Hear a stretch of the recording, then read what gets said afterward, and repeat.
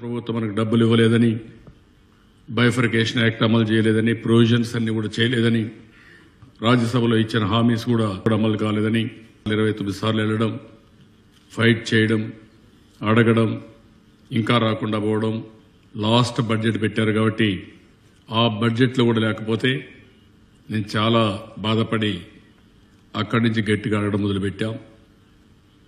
ఒక పక్క ప్రత్యేక హోదా కానీ, అదే సమయంలో ఇచ్చిన హామీలు కానీ, బైఫర్కేషన్ యాక్ట్లో పెట్టినటువంటి ప్రొవిజన్స్ కానీ, ఇవన్నీ మన హక్కు, ఇది ఇవ్వాలి, ఇది కేంద్రం యొక్క బాధ్యత కూడా. ఓన్లీ ఫైటింగ్ మోడ్కే వెళ్ళిపోయి ఏమీ చేసుకోకపోతే నష్టపోయేది మనమే నష్టపోతాం.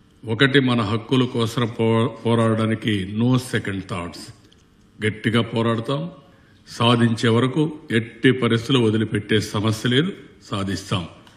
మన లక్ష్యాన్ని మనం మర్చిపోకుండా పనిచేసుకోవాలి. 2022కి 3 అగ్ర రాష్ట్రాలు ఒక రాష్ట్రంగా ఉండాలి. 2029కి భారతదేశంలో నెంబర్ 1 స్టేట్ ఏదంటే దానికి కేర్ ఆఫ్ అడ్రస్గా మనం ఉండాలి.